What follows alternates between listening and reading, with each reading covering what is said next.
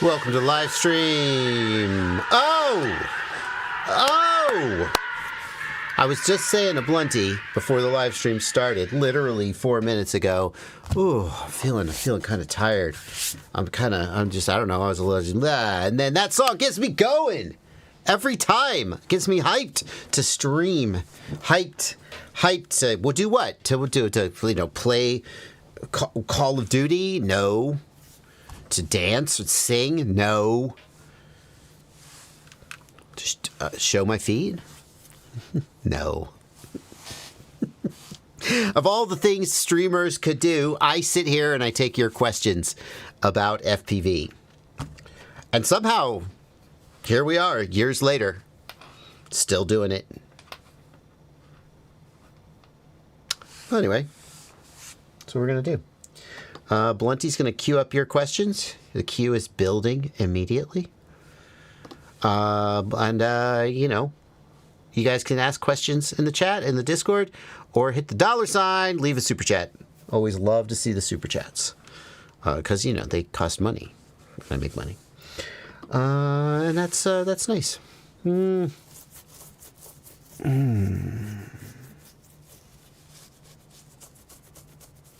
So let's get to it. Crazy Rooster FPV wants me to recommend a good analog module. The two best analog modules that you can buy for your analog goggles are the Immersion RC Rapid Fire and the TBS Fusion. Immersion RC Rapid Fire and Fusion have very, very similar, almost identical in my last test. To be fair, the last time I tested them was literally years ago. But I have no reason to believe anything's changed. Their performance in terms of their ability to present a good, clear analog image in challenging environments was essentially identical. The Rapid Fire has fallen behind, in my opinion, because number one, it's more expensive, and number two, Fusion has done more work to enable features like Express LRS Backpack, for in case you don't know. ELRS Backpack is a way that if you use Express LRS, then you can change channel both on your drone and on your goggles at the same time. You can either have the goggles follow the drone so that if you change your channel, like in the Betaflight OSD, the drone says to the goggles, hey, I moved channels, and the goggles follow it. Or, which is the one I prefer, you have the drone follow the module on the goggles. So you go in your goggles and you change to channel race 6, and then you click a button and you send to the drone, and the drone is on race 6. You never even have to touch the drone. That's hot. That's hot. TBS Fusion and also TBS Fusion is cheaper. I haven't checked prices recently. Last I checked, Rapid Fire was around $160. Fusion was around $120, $110. Those prices have probably gone up because that's how the world works. But Fusion is cheaper, equal RF performance, and more full featured. So TBS Fusion would be my pick. I have to say, there's another analog module that is worth looking at, and that is the SpeeDB module. Now, this SpeeDB module came out relatively recently, a year ago perhaps, and it is $90. And the reason I'm curious about it is I don't know how well it performs relative to the Fusion and the Rapid Fire. It claims to have similar features to them.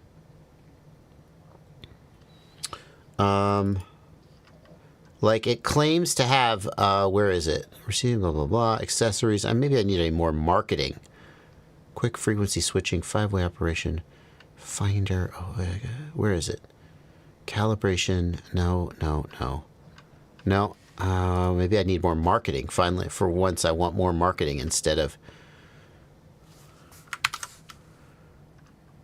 It claims to have the same sort of synchronization features as Rapid Fire, the steady channel, steady picture.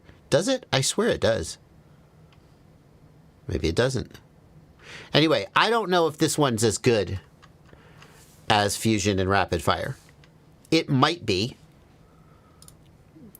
I haven't gotten around to testing it because I'm like, a new analog module. How exciting. Except TBS Fusion is it's not that much more expensive. What is it?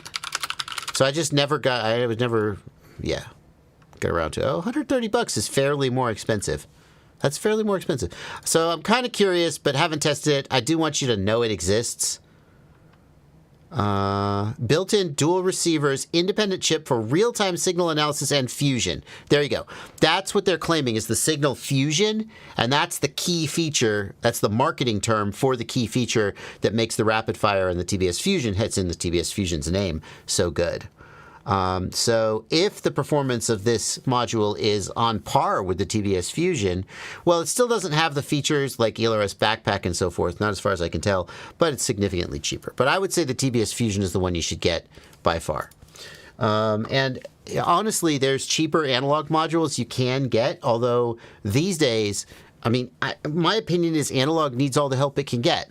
That's always been true. I say these days. It's not these days. That's every day. Analog needs all the help it can get.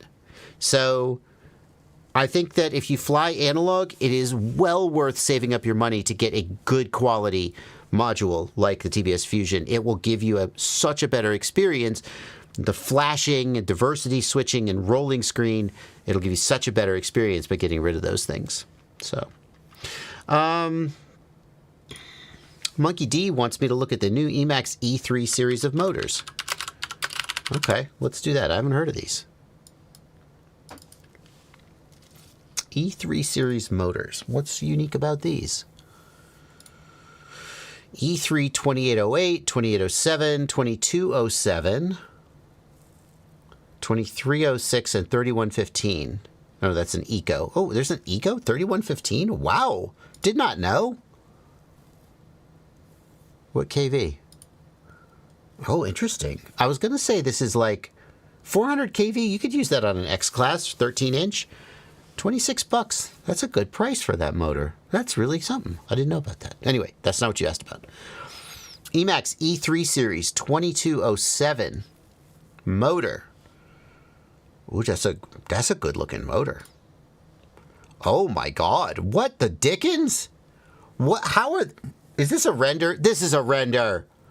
I was about to say, that's the smoothest machining I've ever seen. And then I realized it's a render.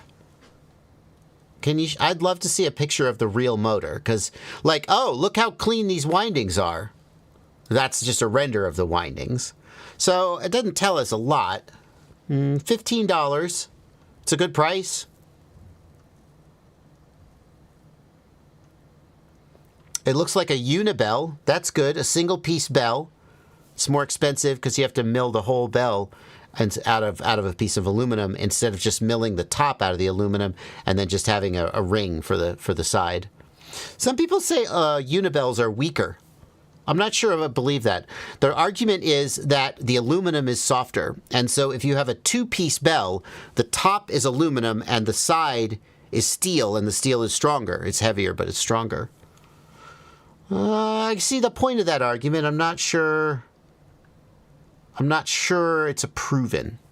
7075 is the high-quality aluminum that you want. That's the harder, more durable aluminum. As opposed to, I think it's 6063 is the other alloy. I think that's the other alloy that's used. I'm not 100% sure. Single strand winding? Damn. Like, what's not to like? N52SH arc magnets.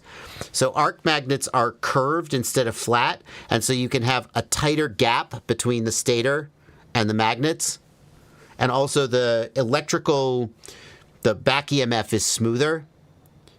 And the commutation is smoother because the magnet is always the same distance from the stator instead of the magnet being like this. And here it's further away, closer, further away, etc. So arc magnets, that's a good box to tick. Some people feel that arc magnet motors are less durable because you have less arc gap. Then the motor is less. You could get dirt in it, or if it gets banged slightly, it'll rub easier. I don't know. These are great specs for the motor, though. These are great specs. Yeah. I mean, if you compare that to the Eco 2207, can we easily find it?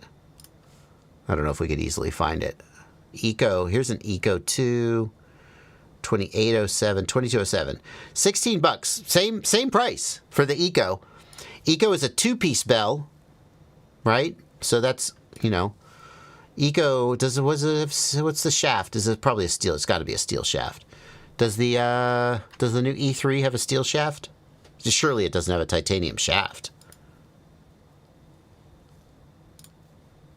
No, you can't do it. $15. It's $1 cheaper. Shut up.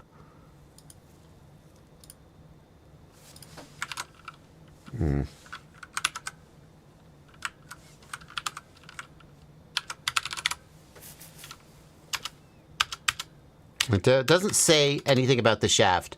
Presumably, if it was a titanium shaft, number one, it couldn't be this price. And number two, they would say. So, hardened steel shaft, yeah. So okay, great specs for the motor. Emax traditionally makes a very good motor. That's pretty impressive. I want to see an actual motor, though, instead of a render. Can I see an actual motor? Because these are all renders. And so, I don't know.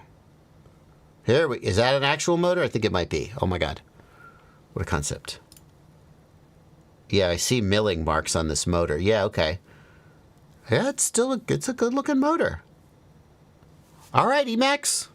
Damn. Well, we have to check these out. Keep them on your radar. Maybe buy some and try them out.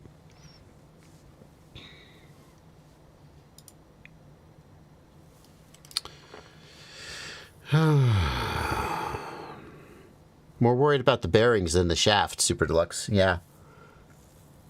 All the motors these days use high-quality Japanese bearings. Nobody's cheaping out on bearings.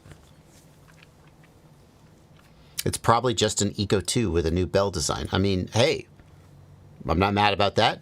You take an Eco 2, which is a solid motor for $14, $15. You add a Unibell, that's just an upgrade to me.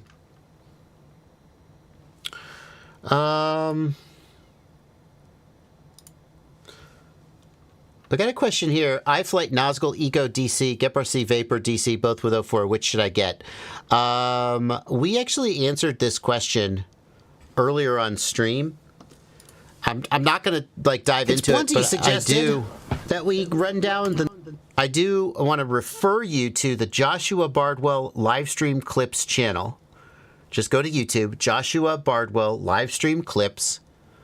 It's got clips from all my live streams. Blunty cuts the live streams up for people who like to watch in bite-sized chunks who don't want to watch a whole 2-hour live stream.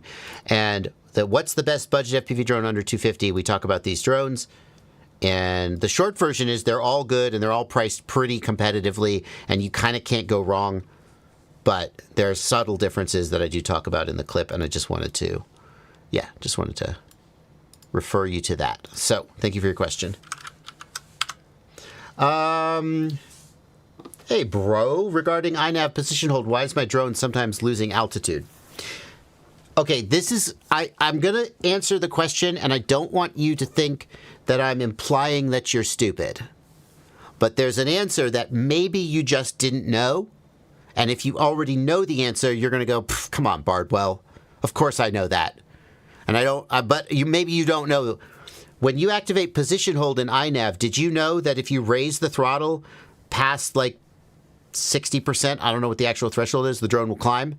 And if you lower the throttle past like, I don't know, 30%, the drone will descend?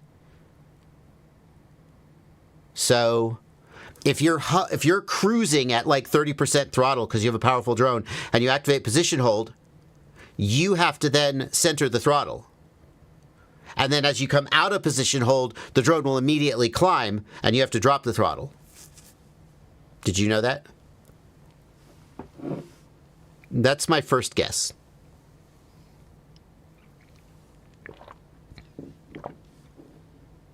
That's my first guess, Jason DePedro.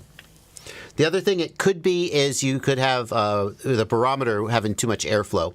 The props blow air. The barometer measures air pressure. If the air from the props is blowing over the barometer will detect altitude changes and you'll climb or descend. Usually that's not just like a descent. Usually it's like it'll go down, it'll go up, it'll go down, right?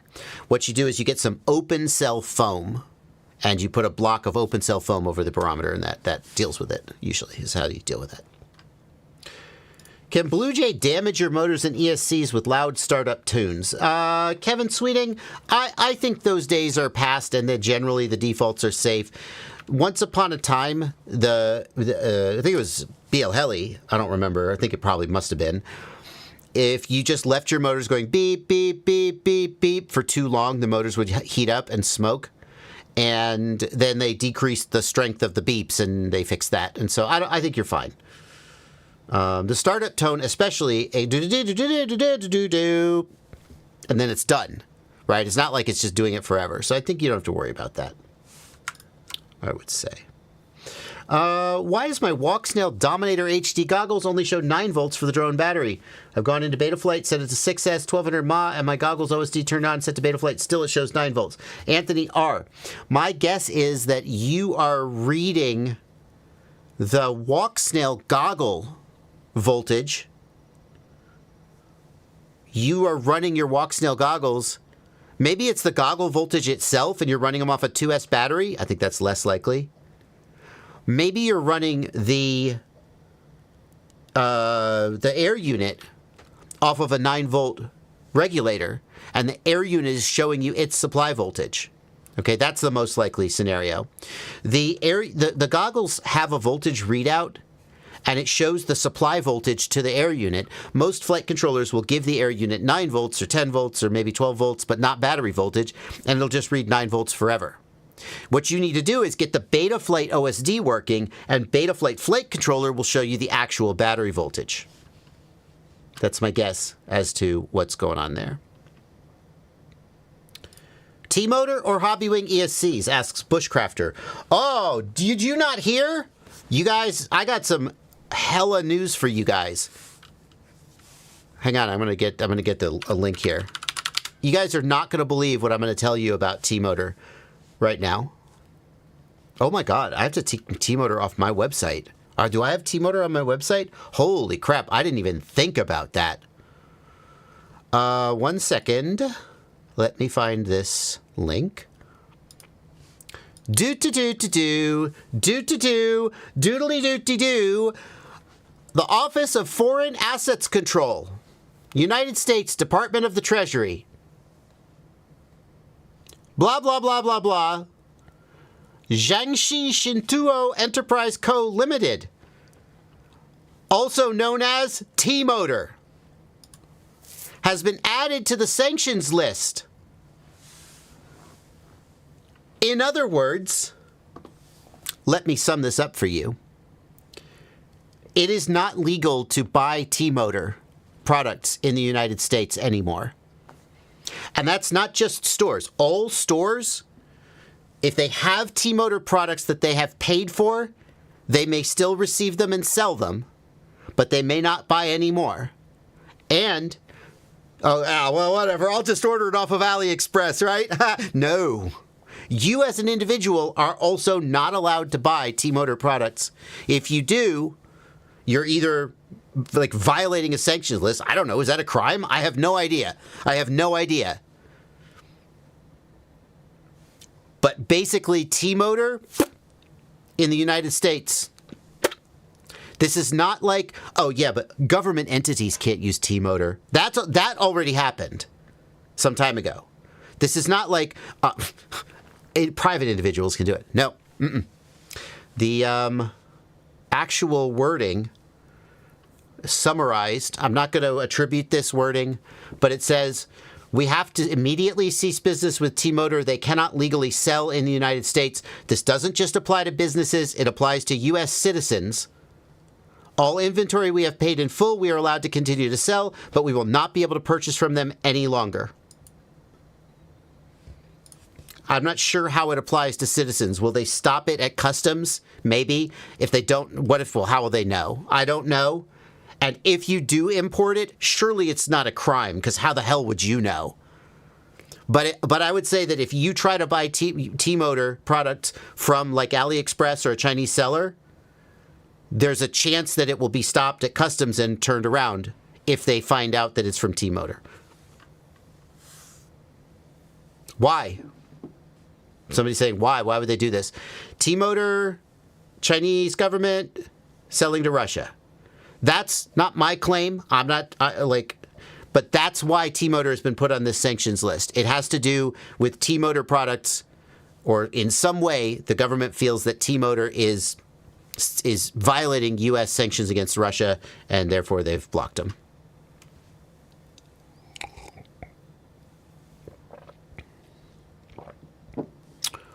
Now, what's this mean? Well, is T-motor going to just give up on the U.S. market? Surely not. Right?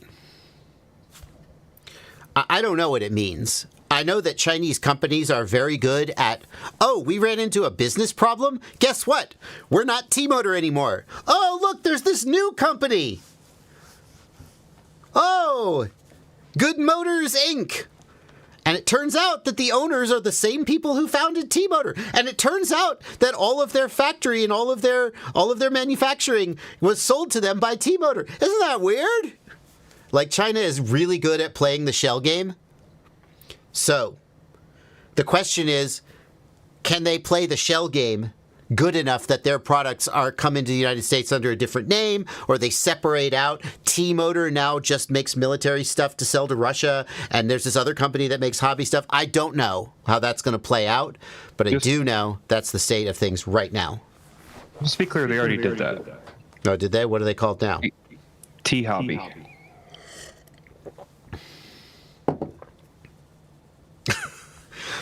Yeah, I mean, the sanction is against Jingtao Motor Company or whatever.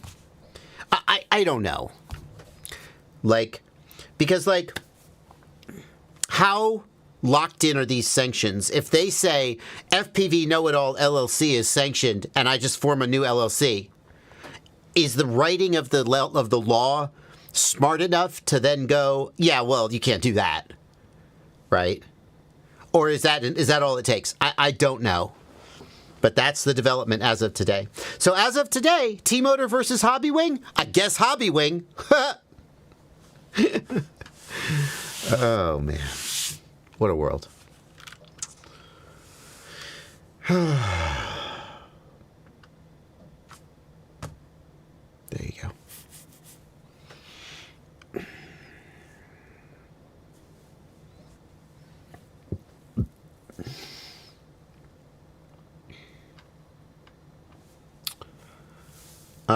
Anyway, Bobcat FPV asks, is the Meteor 75 Pro with walk snail a good choice for a first drone? I want a little 1S whoop and I already have the Goggles X.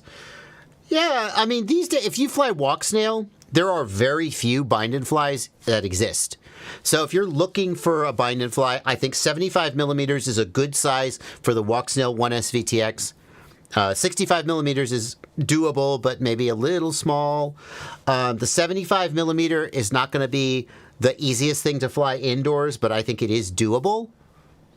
So I think, is it a good choice for a first drone? Like, sure.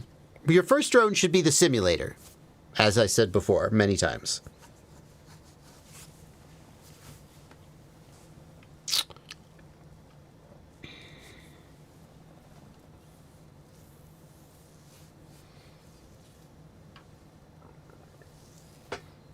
Yeah.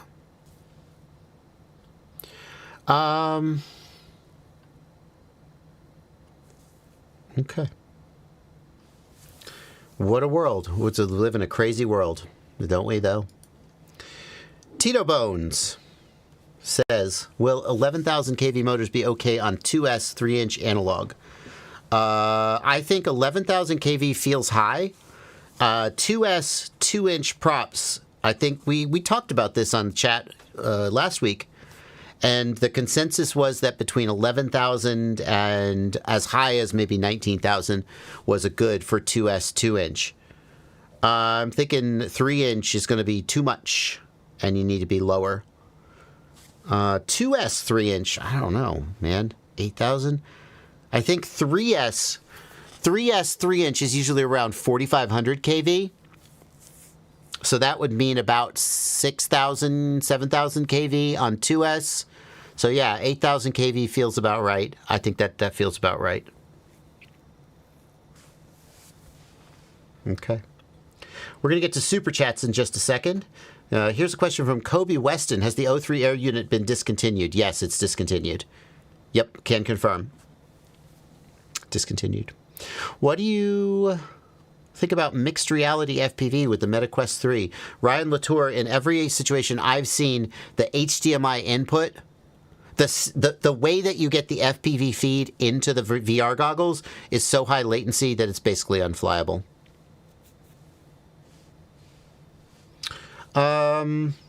Let's get a couple from the Discord before we do the super chats.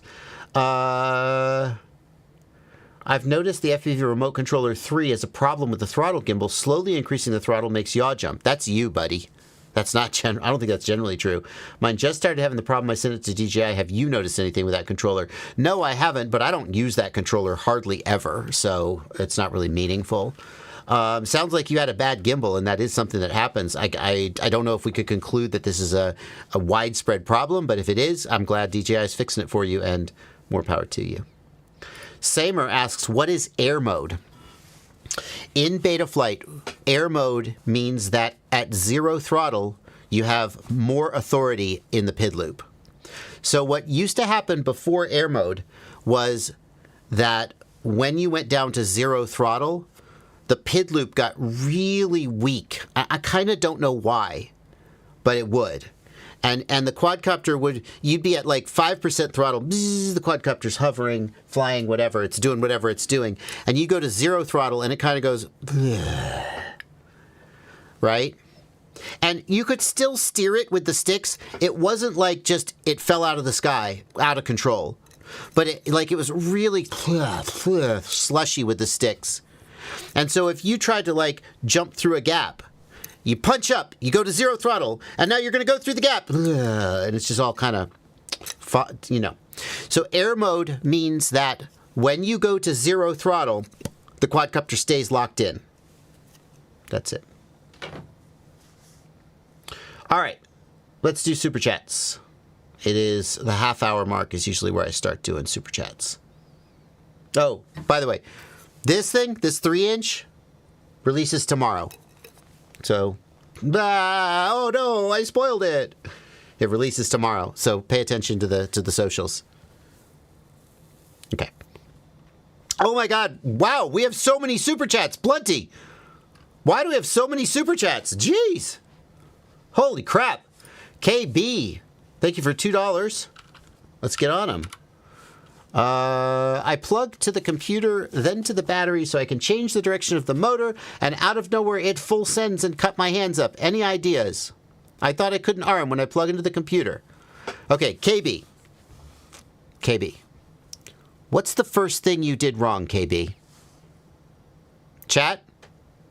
What's the first thing KB did wrong? Everybody look at KB with his bandaged up hand. He's already been punished enough, and yet we will shame him now so that he never makes this mistake again. If you are plugging in your battery, you need to have your props off. And this is doubly true if you're plugging USB in at the same time because you know you're going to be screwing around. And this is triply true if you are going to do the motor wizard. When you started the motor wizard, it said, "Are your props removed?" And you said, "Yes." And you lied. And now you have cut yourself as a result of your own poor decision making. Don't do that. Or, Now, I say this as someone, kids, cover your ears. I say this as someone who has in the past plugged in USB, plugged in a battery, and done my prop direction right here on my desk. And sometimes I do it with a smoke stopper, so that if the motor tries to spin too much, it pops the smoke stopper and then I feel safe. And sometimes I do it, and I just move the USB cord out of the way, and I take my hand and I hold it down against the desk very, very carefully. And I just am like, okay, if a motor spins up, it's not going anywhere. And then I will carefully deal with that situation. Sometimes I take risks. But what you did is you just took a careless risk. You trusted the safety mechanisms. Never trust the safety mechanisms. You thought you were safe, and then cut yourself up. Don't do that.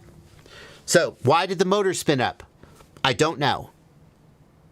Maybe you hit the home key or the end key and you accidentally pushed the slider to full. Maybe just some shit went south and you don't know why. You're right. The motors should not go to full throttle when you were doing what you were doing. But sometimes shit happens, and that's why you should take your props off when you're doing what you're doing. Fair enough? Okay. Woo, nothing like a good rant to get me going. I'm sorry that you got cut. You don't deserve that. You kind of do deserve it. You made that situation for yourself. I am sorry that you got cut. I hope it wasn't too bad. I hope that you learn from this situation and don't make this mistake again. Black Jungle, thank you for 20 Brazilian reais. Reais. Reais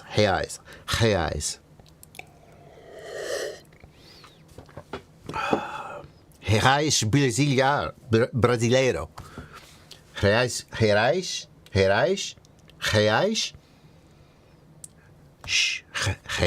brasileiro. How's my accent, Black Jungle? I've got the Rio. I think I remember that in Rio, they pronounce the S at the end of the word as a sh. Anyway. Going for a DJI 75mm, given that I'd probably need a decent Beck for a light, would it be more advantageous to just go 2S? Yeah, that makes sense. And Pro versus Light, what prop size is the Switch worth it? I don't think I would go Pro below about 3 inches, maybe 2.5 inches. There 1,000% are people who will put a Pro on a 2-inch and say it flies great, but I'm a little suspicious. So I feel like 3 inches, 3.5 inches, no question the Pro is fine. Below that, I think you're making a lot of compromises. Maybe it still works for you. And then somewhere around like 2 inches, like forget about it. I mean, let's put it this way. They put a naked 03 on an 85mm Flywoo, and it was great. But the not naked 03 on the 85mm Flywoo was meh. But it did fly.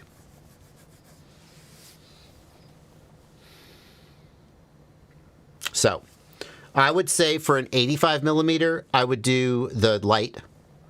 For a 95mm or 3-inch and above, I would do the Pro. That would be my cutoff.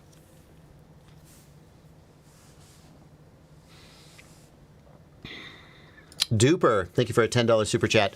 I flew my Flylens 8503 into the power line and immediately lost telemetry. Camera was left flopping and severed a power cable. Should I try to repair it?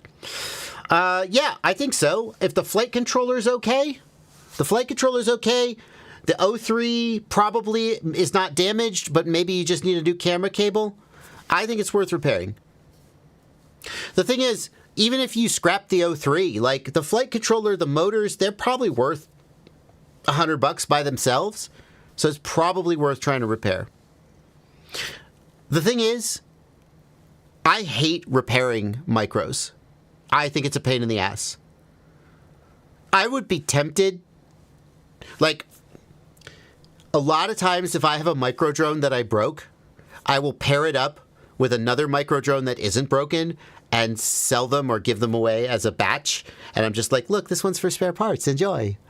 And then I'll just use a different one that I got for review. And I'm like, I don't want to fix that thing. But that's not a decision everyone is in the sort of financial position to make. That's just a privilege of being a YouTuber. So, yeah, I think it's worth trying to repair. Color123, thank you for a $5 super chat. Is a low VTX antenna or a tall VTX antenna better for the DJI Air unit? Tall will give you better range. Separating the antenna from the body of the quad gives better range. Hands down. Oh my God. Dare we? Mo wants us to look at this video. This is the 2-inch DJI O4 Pro Turbo 2.0. 168 grams with a battery. For the record, a 3-inch tiny trainer with an O4 Lite is just about 160 grams. Is lighter than that. That's with the battery. So we can build a 3-inch that's lighter than this with the O4 Lite. But anyway, is that with the battery? I think it's with the battery. I'm not sure that tracks. Anyway, here we go. Mo FPV. We got sound? No, we don't have sound. What's happening? Why is the video not playing? What kind of a color grade is this? A very interesting color grade. Did you do this on purpose? Fair enough. Do we have sound? No, the O4 Pro doesn't record sound. Yeah. That's about what I expect from a 2-inch. It looks like a heavy 2-inch. It looks just like a chunky heavy 2-inch. I mean, you know, you're making the most of it, Mo. But that's about what I expect. Mo, is this a color grade or is that just what it looks like where you live? It's like all gray and brown and sandy. I can't decide if it's a color grade or if that's just what color it is where he lives. Ah! Yeah, this is cute. I don't think I would love flying it. It looks heavy. I would love flying something lighter. You've done something, you've made the most of what you had.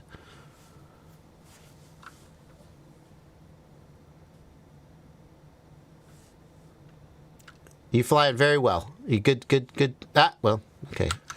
Wrong time to say that. That's Vegas. I was just in Vegas. Tommy, thank you for £5. On my GetRC Mark 503, the shipped tune is very different from the website's near default tune, causing poor flight. Why are they so different? Tommy, I don't know.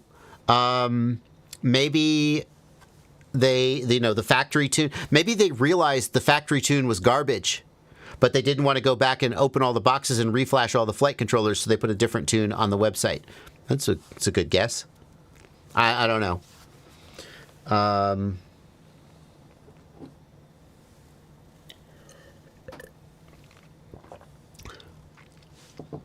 That's a plausible guess. Like, hopefully they wouldn't let a bad tune go out the door. But I've seen so many cases where there's a problem with the flight controller configuration, and a year later, the manufacturer still hasn't updated the image that they flashed to their flight controllers. They're still shipping flight controllers with the problem, and then they're, relying on you reading the website or me releasing a video to correct it. So it wouldn't surprise me to see there was a difference there. Karen T, thank you for £10. Karen asks, I'm preparing the Walksnail VRX on my Sky 04X Pro. I ask if patch plus Omni will secure better distance for the top two connectors. No, you want two patches. The Walksnail system is not a diversity system, so you want matching antennas. You can have two patches and two Omnis. I think I wouldn't do 3 patches and 1 Omni. I would just do 4 patches, especially if you want maximum range. Definitely, we'll do high gain patches on the antenna connectors. No question. Raphael H, thank you for 10. Oh, more reage. Thoughts on different profiles on tiny whoops for indoor and outdoor with different throttle scalings. Could it be bad practice for muscle memory? And should I just find a middle ground? Raphael, I have been a proponent of don't use a throttle expo. I strongly believe that linear throttle works the best.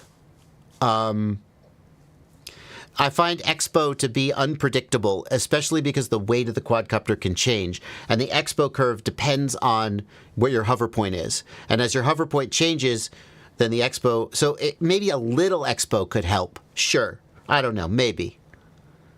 Like, if you think about it, let's say your hover point is 35% throttle.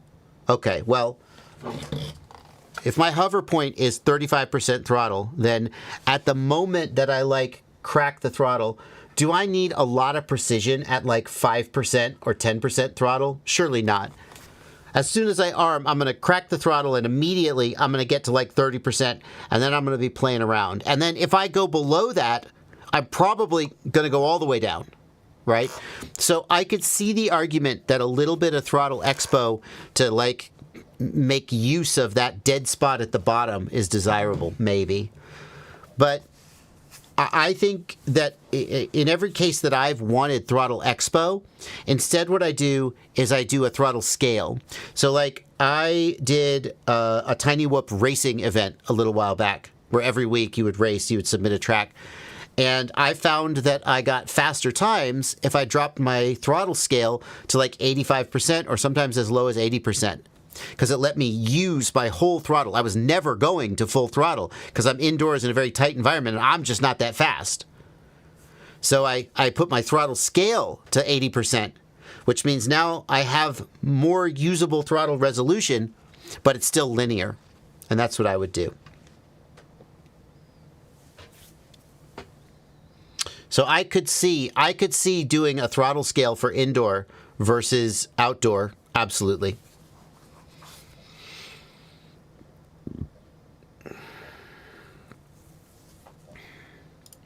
Casano, thank you for 37 AED.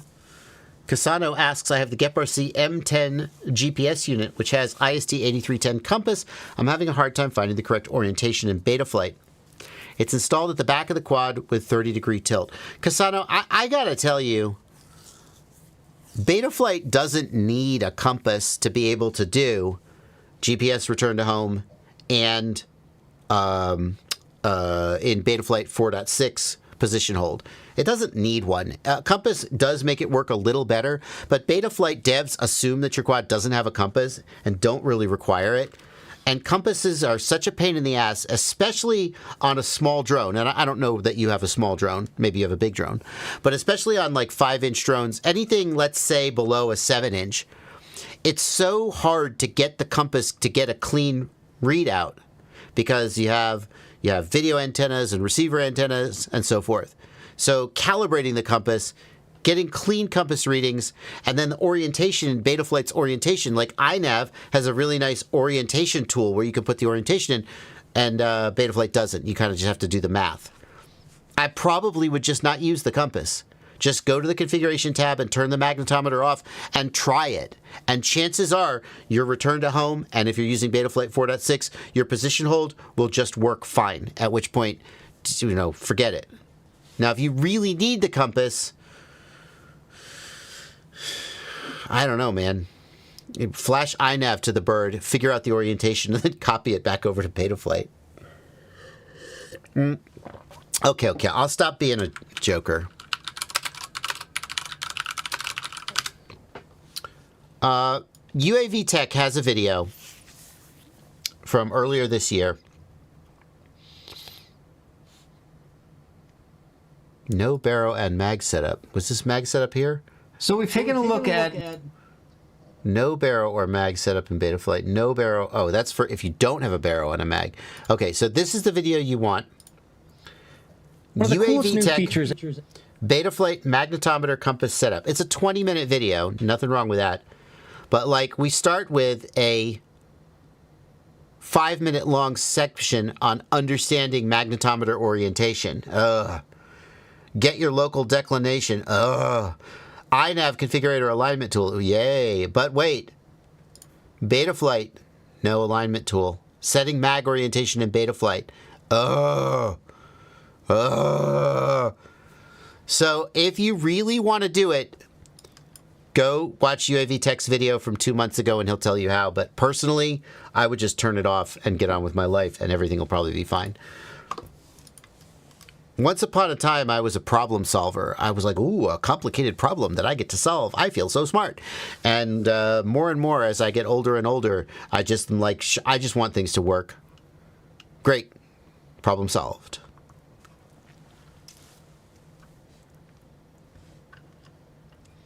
John Corsten, thank you for €5. Continuing through the super chats, we currently have 7 more super chats, so we're getting to the end of the queue. If your super chat hasn't been read, it is queued up, and we will get to it. John Corsten says, I'm quite new to FPV flying. I flew a few times now. I only have an empty park to fly in. How can I make it more fun so it stays fun? John Corsten, get some race gates. Get or make some race gates and start racing. You can't freestyle very well in an empty field, although Spang style is kind of suitable to an empty field, so you could work on that. But racing is perfect for an empty field. Enjoy.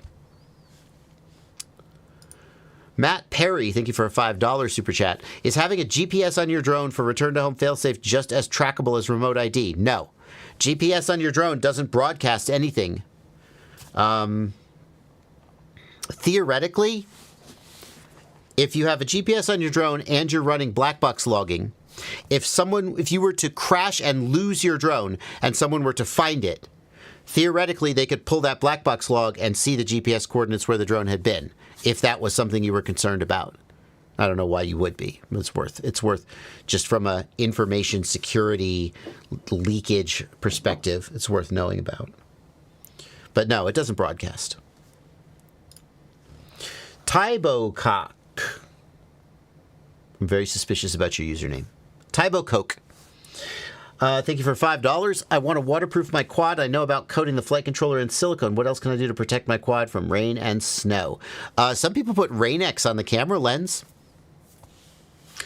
Yeah.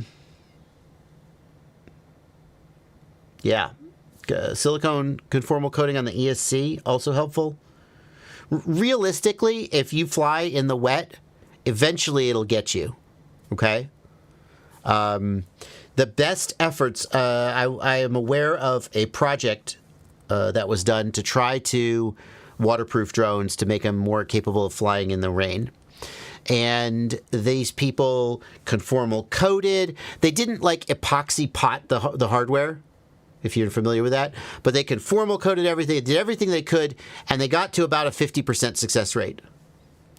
50% of what? Was it 50% of flights, or like you fly for a week and at the end of the week, how many of them are dead? But basically, you just are never going to get to 100% success rate if you're flying in the rain and snow. Eventually, the moisture will get to you, so you just do what you can.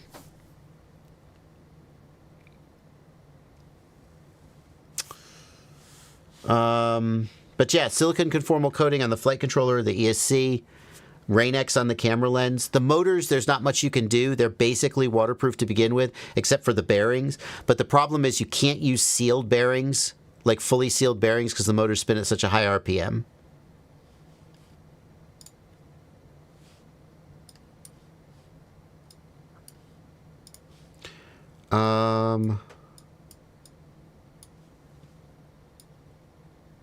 Interesting. Hey, Blunty. We have an unusually high viewer count again. Isn't that interesting? Yep. Is the chat behaving, or is the chat being weird? That's okay. It just seems like chat rate does not match the amount of people that are in here. We don't have more chats than normal. So the bots are not chatting and spamming the chat. They're just viewing the stream. Seems to be the case. Okay.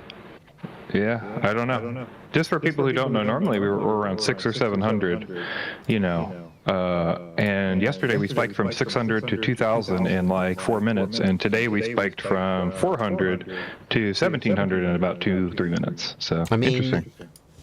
Great. Let me just run an ad here real quick. I just inserted ads. Chat says I'm echoing. Hang on. Speak. Hello, it's me. Without an echo? Okay, you're echoing. I don't hear you echoing, but when I go to the stream, you're echoing. Why would that be?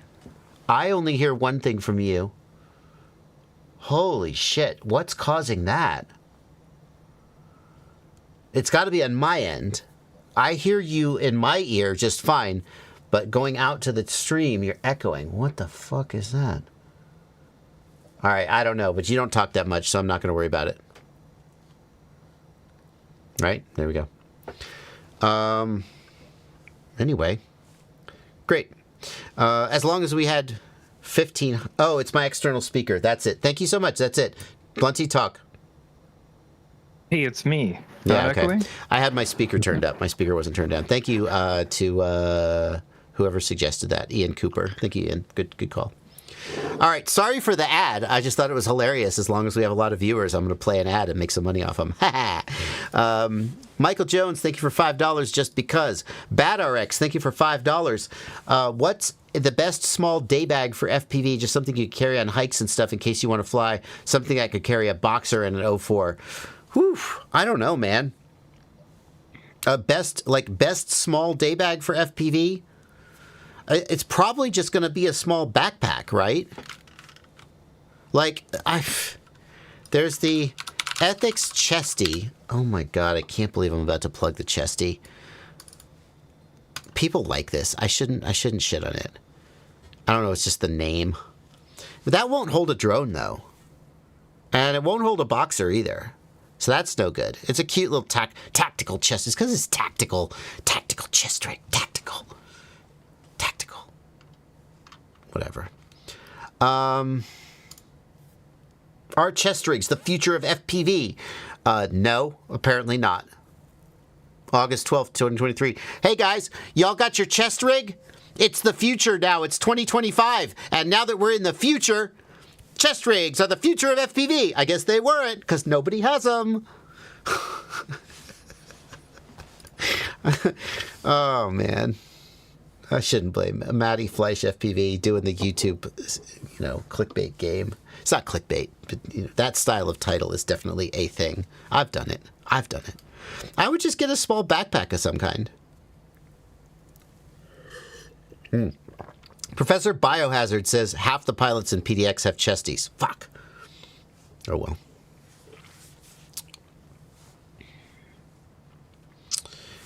Yeah, like for a full-size backpack, like a camera bag, I would spend money on a dedicated FPV backpack. But then if I just was going on a quick hike and I just wanted to bring some stuff, I mean, I would just grab a backpack off my shelf. I have a bunch of backpacks. Well, I don't have a bunch, but yeah.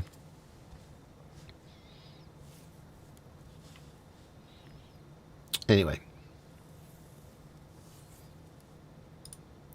Joseph Tahari says, this happened on another stream recently as well. They get like 5 viewers, and then they had 380 viewers.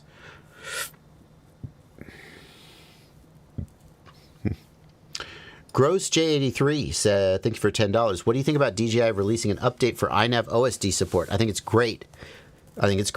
And this is how I've seen it go in the past. DJI releases a product, and there is a very narrow window after the release of the product where they pay attention to community feedback and release bug fixes and feature updates. And then the window closes and they go back into their lab and they work on the next product. And any changes that you want made are probably not going to happen. So we're in that window right now.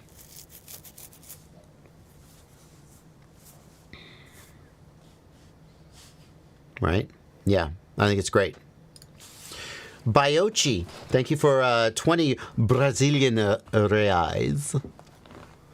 For the 04 Lite in a 45mm whoop, why a 1002 10,000 kV and 2S would perform better than a 1002 22,000 kV and 1S, same weight?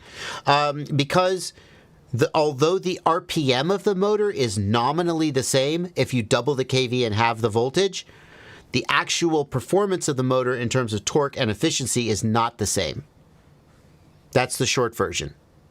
The higher voltage, now why? I don't know like all the physics of the motor. One thing is that your current is lower, right?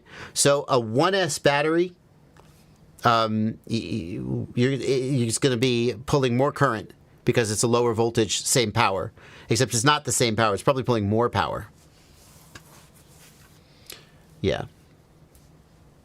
What's my current backpack, asks Yavuz Akin. Thank you for $5, Yavuz. It's the Rotor Riot backpack is the current one. It's been my daily driver for like 2 years now.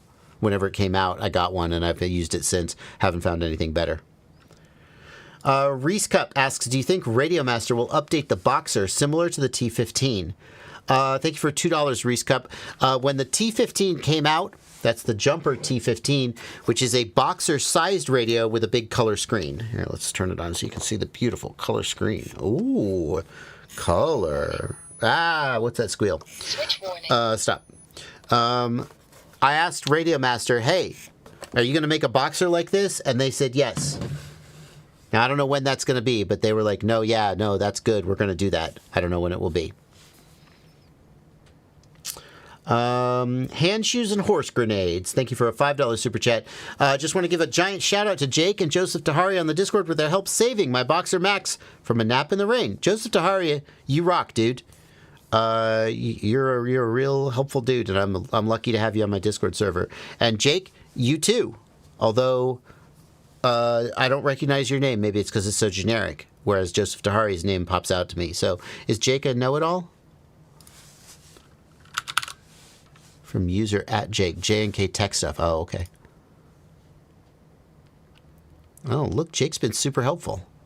Oh, Jake is helping everybody on the server. Wow. Look at this. Look at Jake over here. What a mensch. Look, Jake helping people. Oh, tips. Look at him. Look at him making all these suggestions and help. We should nominate Jake to be a know-it-all. If he wants to be. Okay, CJ Hanna, thank you. Continuing the super chats. We're almost wrapped up on the super chats. I want to buy the Vapor D5. I'm having a hard time picking the best company to buy from the States. Who will have the best price and shipping? CJ Hanna. The price is pretty much the same everywhere. Nobody has... They all have the same prices. Like if you... The three main companies to look at are GetFPV, Race Day Quads, and Pyrodrone. Okay? There are other smaller shops, but if you're trying to buy a bind and fly 5-inch, chances are the smaller shops... Newbie Drone might have it. Newbie Drone is pretty worth considering. So let's look. Newbie Drone? I don't know if they'll have the Vapor 5. Newbie Drone would have their own quads. Look at that. Fuck me. They got the Vapor 5. Pre-order. Okay. Newbie Drone. $450.99. GetFPV and Race Day Quads are owned by the same company. They're basically the same company. They operate out of the same warehouse. I've noticed sometimes that the inventory on their storefronts is different. Okay, they don't have the Vapor 5.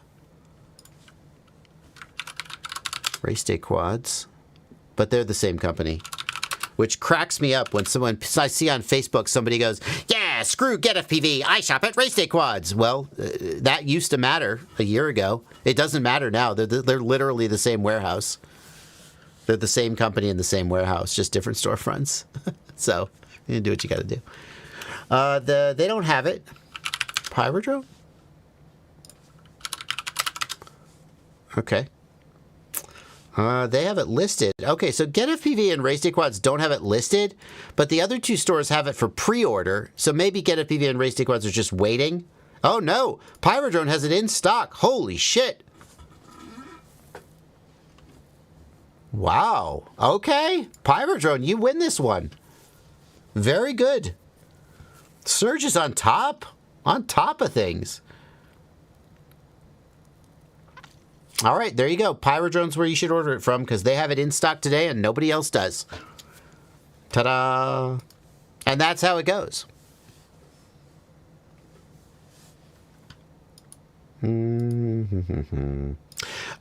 Stick Flick FPV, thank you for a $10 super chat. I have firmware 431 on a diatone flight controller. Wow, that's old. I go to flash the latest firmware. Motor 1 won't spin when I arm. The ESC makes a strange sound. Flashing back to 431, it works again. Motor 1 spins in the Motors tab on either firmware. Okay, that's weird. If Motor 1 spins in the Motors tab, then it should spin when you arm. That's like I can't imagine what would cause that. Do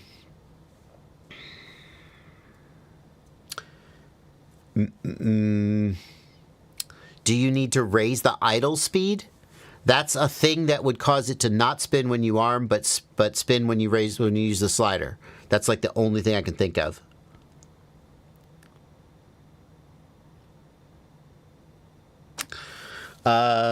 If you arm and raise throttle, does it spin? Or does it smoke? Be careful. It might just smoke. Try turning off bidirectional D-shot and see if that fixes it. D-shot bit bang. You can go into the CLI and find the option D-shot _ bit bang and try turn it. It defaults to auto. Sometimes you have to turn it on or turn it off. Try that. Yeah, I would not expect that to change between the motor slider. Like, you know, if it's assigned, it's assigned. Well, I'm hoping that, yeah, you're right. If it was D-shot bit bang, it just wouldn't spin at all, would it? Like at all. Right. Yeah, okay. Forget about D-shot bit bang then.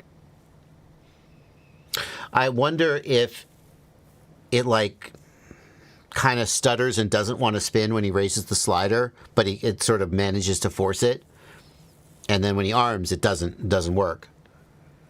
Like, I can't think of really much of anything that would cause it to not spin when you arm, but spin with the slider. If it spins with the slider, it should spin when you arm, especially unless the idle's too low, but then you just raise throttle or raise the idle. You shouldn't have to raise the idle, though. That's weird. Try turning off bidirectional D-shot and see if that works. You mentioned ESD makes strange sound. Do you mean like restarting itself? It does, yeah. Good question. Yeah. Does it make a strange sound like, or is it going do do do do do? Oh my God! it's making the calibration tone, isn't it? It's going do do do do do do do do do do do do do do. It's because it thinks it's getting a PWM signal. I bet that's it. I wonder. But no, but then it wouldn't spin. It wouldn't spin from the motor slider either. That's weird. I don't know. Hopefully that answer was helpful. Yeah. I think we need more information. I'd like to see a video so I could see and hear what the motor's doing myself. I don't think I have enough information to give you a confident answer just based on your text description. So you can send the video and I'll check it out. Alrighty. Great. That's the Super Chats for now. We'll get back and we'll do some more Super Chats before the end of the stream. In the meantime, we'll pick up some more chats from the YouTube chat. This question from Micah Jorgensen says, I'm planning on getting the Goggles L with the GoFilm 2.0. Is it worth it to save for a little while longer to get the Goggles X? Are they that much better? Yeah, they're that much better for sure. You totally should save to get the Goggles X. The biggest difference is that the Goggles L, the box is very small, and like getting it positioned on your face in front of your eyes in such a way that you can actually see the whole screen is very difficult. For me, when I had it comfortably on my face, it was way too high and I couldn't see the screen. And then if I pushed it down so I could see the whole screen, and I was really pressing on my nose and it wasn't very comfortable. And I could make it work, but the optical and just sort of ergonomic experience of the Goggles X is going to be way better.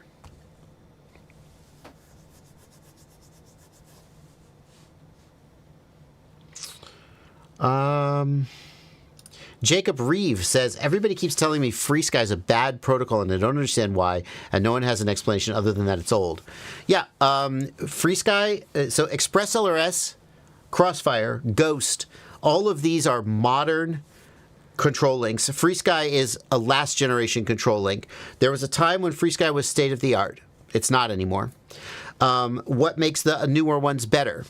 They have significantly better range and penetration. Say, I would put a 5x multiplier, 5 times more range and penetration than FreeSky. Certainly a 2 or 3x multiplier without even trying, just like without even getting out of bed. They're 2 or 3 times better range and penetration. And under optimal conditions, 10 or 20 times more range than FreeSky. Okay? So, and you say, well, I don't care. I'm not flying that far away. Do you care about ever fail-safing? Because when you have Express LRS or Crossfire or Immersion RC Ghost, these modern control links, for the most part, you don't think about fail-safing at all. Unless you know you're flying somewhere sketchy. Almost always you will lose video before you lose control link. And basically, you just don't think about fail-safing. I mean, you think a little bit, because shit happens. But for the most part, if you're using these control links, then you just think about your video link and that's it. And isn't that nice? Also, the latency is extremely low, which gives you better stick feel, better control, more precision. Also, they support advanced features that you may not care about, but we won't go into it, but they support advanced features that you might or might not decide to use. So yeah, there is no reason to use FreeSky in 2025. Express LRS is inexpensive. It has some complexity, some learning curve, but it's just a vastly better control link. It's better at doing the thing that control links do, which is control your drone at a distance and through obstacles.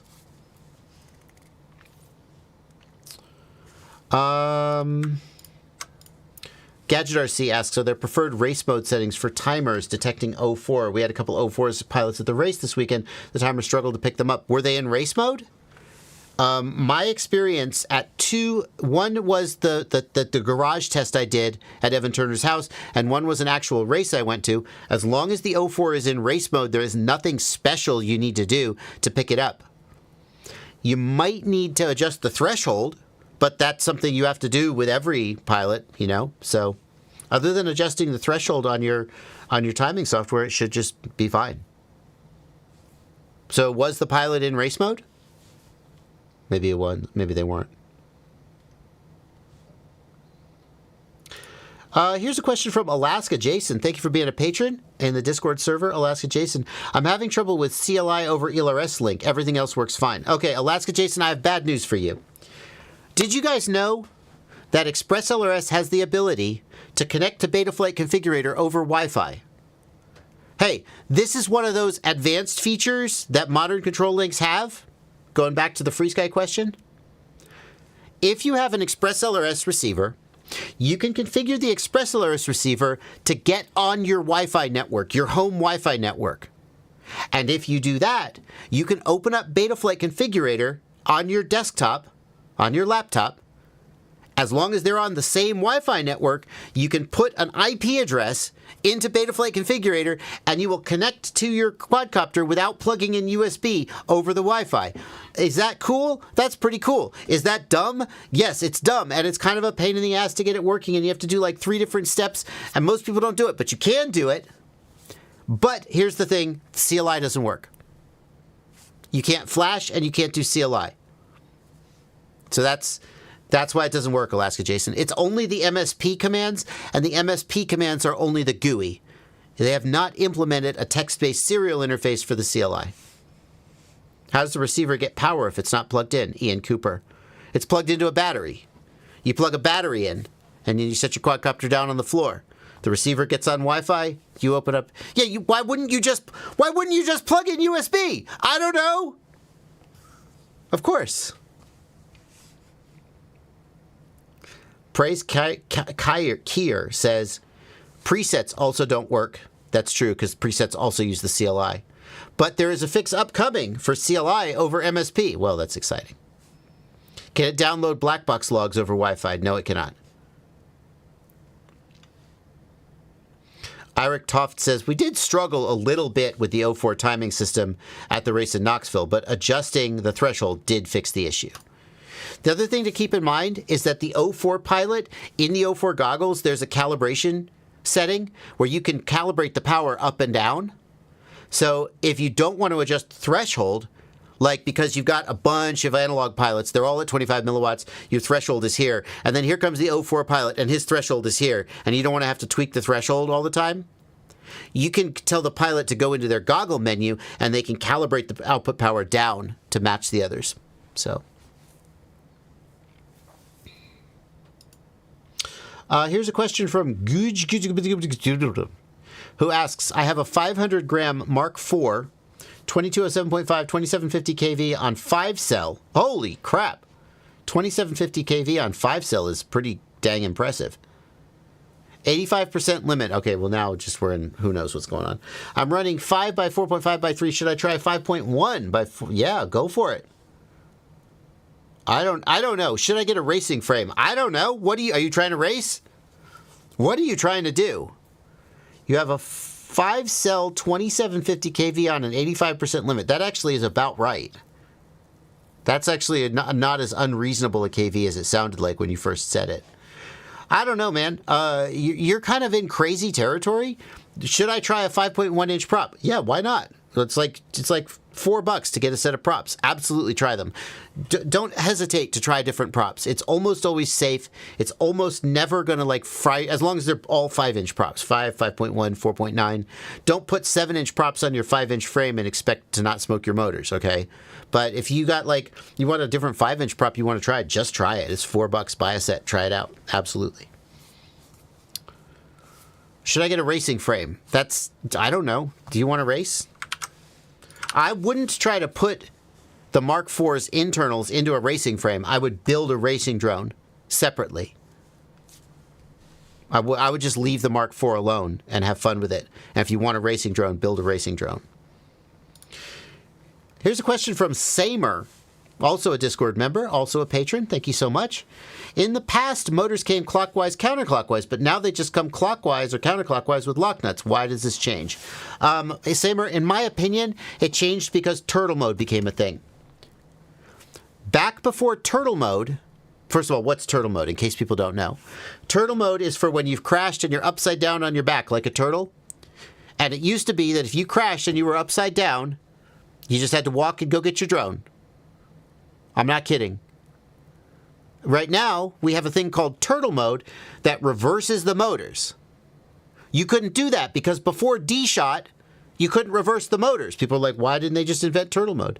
Because they hadn't invented D-Shot yet. D-Shot, the digital motor protocol, lets you say to the ESC, yo, ESC, reverse yourself. And then the ESC is like, cool. Back before D-Shot, we couldn't reverse motors. Well, you had 3D mode. Okay, let's set that aside. So, turtle mode, you reverse the motor, and whoop, the quadcopter flips itself over. Yay! Well, do you see that if turtle mode exists, then motors no longer spin just one direction. Sometimes they spin the other direction. And the whole point of clockwise, counterclockwise motor nuts was so that the motor could only tighten the nut, never loosen it. But if the motor spins both directions, now the motor can loosen the nut no matter what. At which point, you might as well just all have clockwise standard threads. And what we do is we just use nylock nuts and tighten them down sufficiently that they don't loosen up, hopefully. But I think that's why it changed. I think turtle mode is why it changed.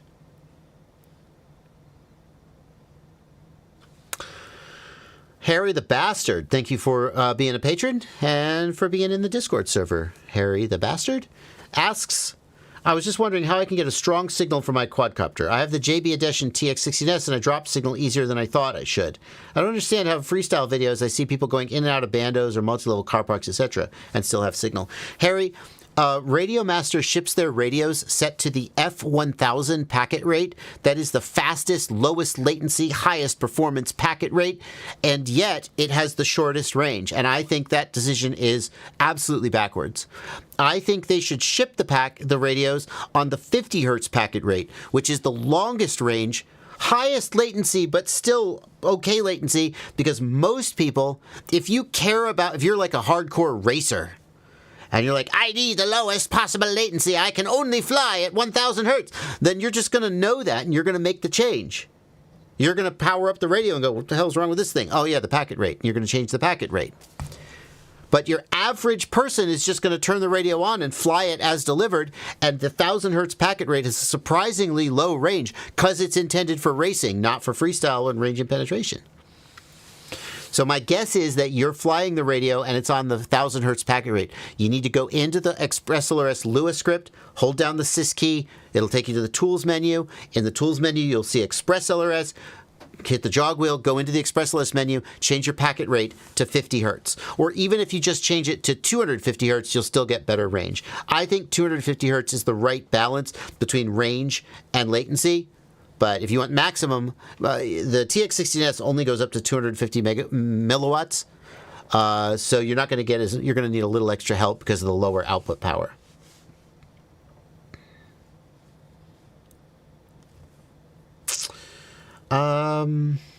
Let's see here. Got a couple more super chats. I'll just knock them out. Micah89, thank you for €7. I'm an FPV beginner, and your videos have helped me so much. Greetings from Germany. Thank you, Micah89. Greetings from America. I wonder if Ghost Branch ever... Did you ever publish my German live stream clip, Plenty? You haven't published it yet, have you? I would have seen it. I don't know where your priorities are, man. We're slow rolling the clips because we're taking a hiatus after today. No, that's true. That's true. Fair enough.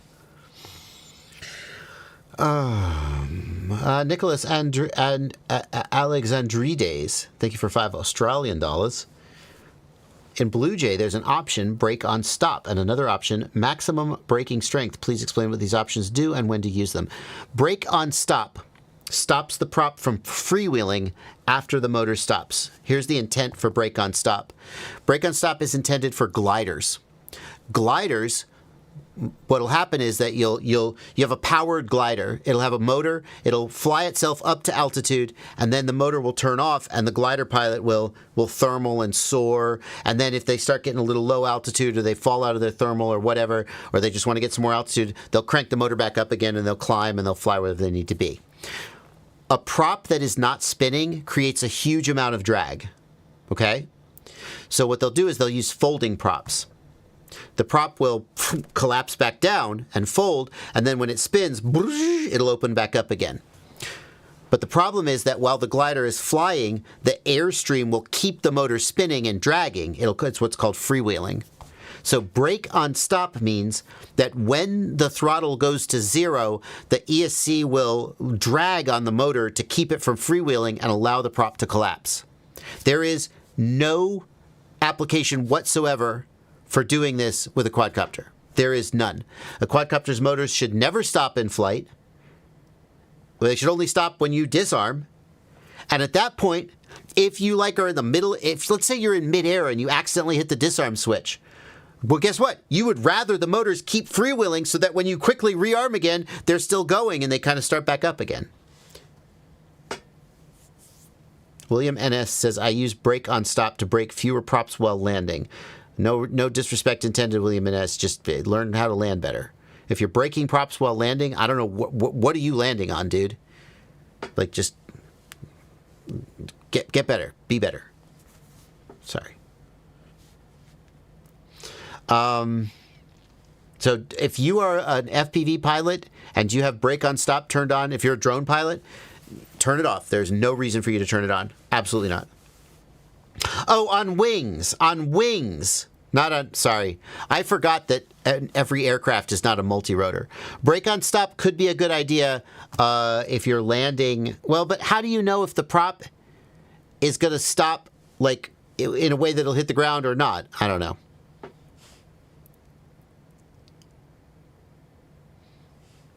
And then maximum braking strength, I'm not 100% sure, but I assume that the other place where braking comes into play is, let's say we're spinning the motor at 75% throttle and suddenly the motor needs to slow down. Well, just letting friction let it slow down, it'll slow down too slowly. And air drag will slow it down too slowly. So the ESC can use its ability to drag and brake the motor to cause the motor to slow down. We're not trying to stop it. We're just trying to slow it down quicker. It's the same mechanism, but it's a different application. And braking strength is massively important to good air handling of a quadcopter. Back before ESCs had braking, quadcopters flew like shit. And good braking is one of the major developments in ESC technology that lets quadcopters fly better, because the motor can slow down not as quickly as it speeds up, but more quickly. So the difference is that braking, I don't know why you wouldn't want maximum braking strength. If it's an option, presumably there's a reason you might not want it. I don't know what that reason would be, though. Oh, interesting. Blunty, the viewers are gone. We're back down to our normal 500 or 600 viewers. Yeah, after you ran the ad, they disappeared.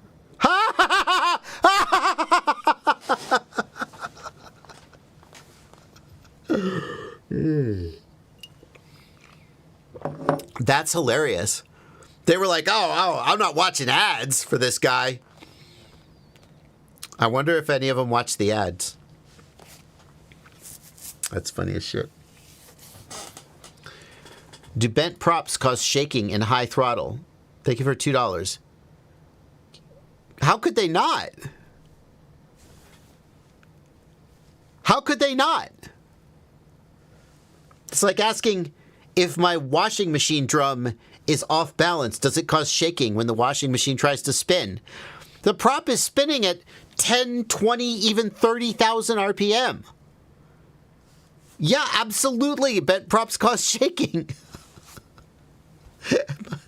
I must be missing something about this question. Absolutely. Bentley Inc., thank you for a $10 super chat.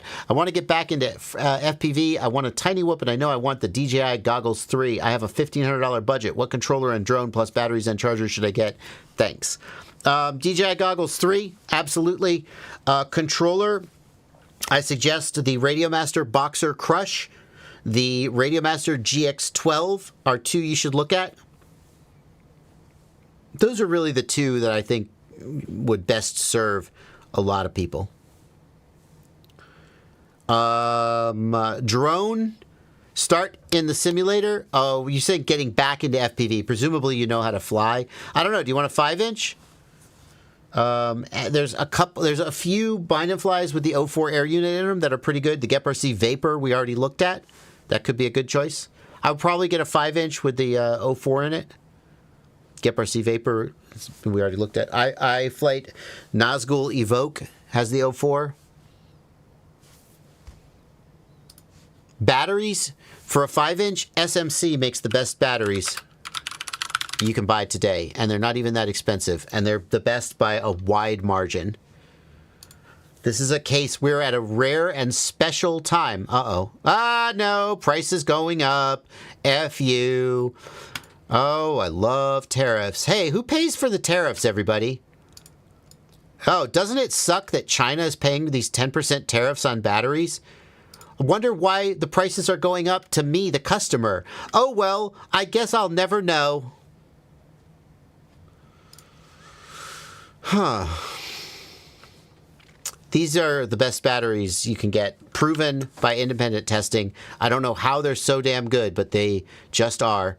These SMC, you can buy them straight from SMC. Maybe if you buy them from Canada, the price won't go up. No. I don't know. The price is going to go up from the manufacturer. These are fantastic batteries. And they absolutely should be what you buy. Oh, my God. Oh, this hurts. This hurts. They were $36, and it was so affordable. And now they're $46, and that's probably still affordable because the other batteries are going to be $56. Damn it. Oh. I hate this timeline. I just want to fly my drone and have fun. Everything is more expensive. All right. That's it. Let's move to China. If I move to China, then I can get all this stuff at reasonable prices, right?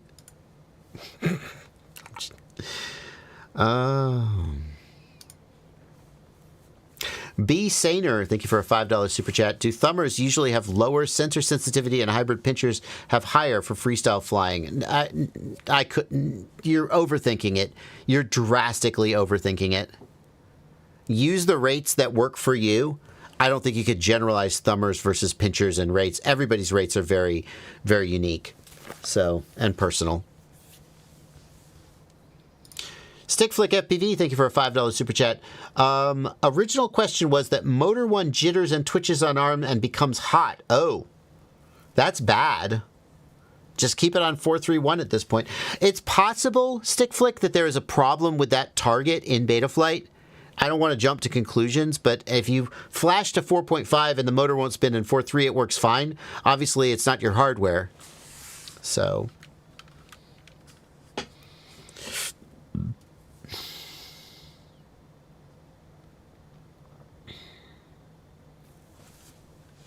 all right. So annoyed that the prices are going up.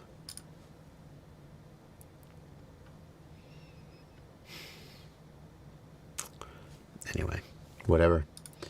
More affiliate dollars for me. Right? Affiliate income is a % of the retail sale price. So actually, this is really good for me. The price goes up. If I have a 4% affiliate, and the battery costs 30. By the way, I don't have an affiliate with SMC, but hypothetically, if I have a 4% affiliate and the battery goes up from $35 to $45, cool. $1.40 versus $1.80. That's 40 more cents for me. Oh, that adds up. It's 4 cents per dollar. It went up by $10. It's 40 more cents for me. Yay.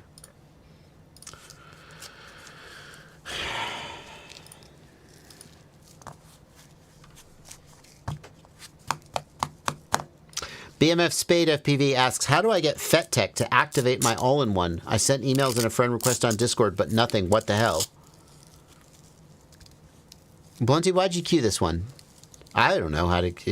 I would say contact them on Discord, but apparently you tried that. Because we queue all the questions here. I see. Joshua You Bardwell.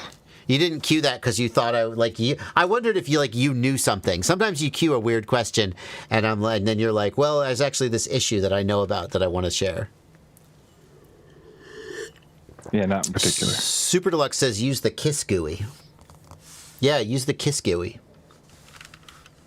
Did you try the online FetTech configurator? Wait longer. There is an online FetTech configurator. You just type FetTech configurator into Google. Maybe your FetTech configurator is like out of date in some way. Maybe the online one will do it. I think people are saying that you shouldn't need to contact the Discord or anything to activate it. Dahari, who is I expect typically knows, Joseph Dahari says you need to drop the serial number in the FetTech Discord. He claims he has sent emails and friend requests on Discord, but maybe you need to go into the FetTech Discord if you haven't. I don't know. Oh, he's trying to DM. You need to drop the serial number in the FetTech Discord. Go in there. For all I'm in the Fet. Let me see if I can find the damn FetTech Discord. I'm and then on Super the FetTech Deluxe says Discord. you can activate and kiss and then flash to alpha. And I would expect Super Deluxe probably also knows. So. Makes sense. Great. Thank God this wasn't super chat. Joseph Dahari took care of it. Thank you, Joseph Dahari. Super helpful. Here's the FetTech Discord. Oh, I broke the live stream chat. Hold on, plenty. Let me fix it.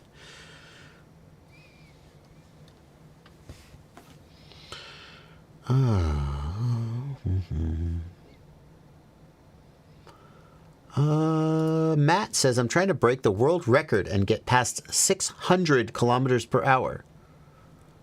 You know the world record is currently right around 300 kilometers per hour. Did you mistype that? 600 kilometers per hour, it would be insane. It would be more than twice. It would be just slightly less than twice the world record. Would Rosser's 3120 motors, blah, blah, blah, what would you recommend? I don't recommend anything. The world speed record stuff, I've seen the work that people put into designing world speed record drones. It is a shitload of trial and error. This prop, that prop, this ESC, this battery, this frame design. There is no world in which I could tell you how to improve on a world record. Think about it. If I knew how to break the world record, I would go break the world record and I would be able to say, I'm Joshua Bardwell and I hold the world record for the fastest drone. Do you think I would, if I knew how to do that, do you think I would not have done it and be doing it? And then I would tell you how I did it. I would make a video about it.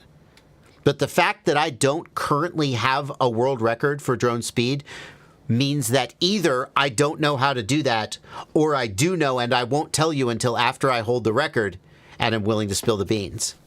So just to be clear, it's kilometers per hour. So the record is like 5 something currently for kilometers per hour.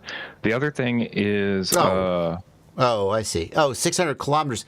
Oh, it's 300 miles per hour. Thank you, Plenty. Yeah, the other thing is the chat keeps saying the FAA would fine you or get you in trouble. That is not the case as a recreational thing. If you do it commercially, then you're in trouble. Recreational does not have a speed limit, so you know. Isn't that fun? A recreational hobby pilot can go 200, 300 miles an hour with no restrictions. I mean, they have to stay within line of sight. They posted the latest record in the chat. It's 557 kilometers an hour. Geez, people keep pushing the record. Set 3 days ago. Oh, well, there you go.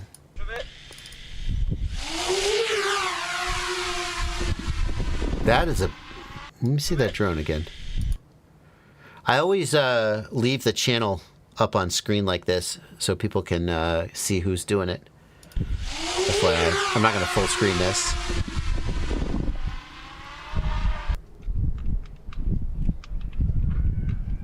Humdinger. Ooh, she's shaking, boy. I like this. I saw this recently. I believe that this is a variometer, and it's showing whether you're climbing or descending. And that's really smart because I've often wondered, let's say I'm going to do a drone speed record, and I slightly pitch forward and I'm descending. Well, I'm cheating then, because I can go faster straight down than I can horizontally or in a vert because gravity's helping me. And I've never been clear how like Guinness validates that when they do a world record. But I'm super excited to see this variometer because it's showing whether I'm climbing or descending. There you go. See, I'm slightly climbing, and that's like a fair record, isn't it?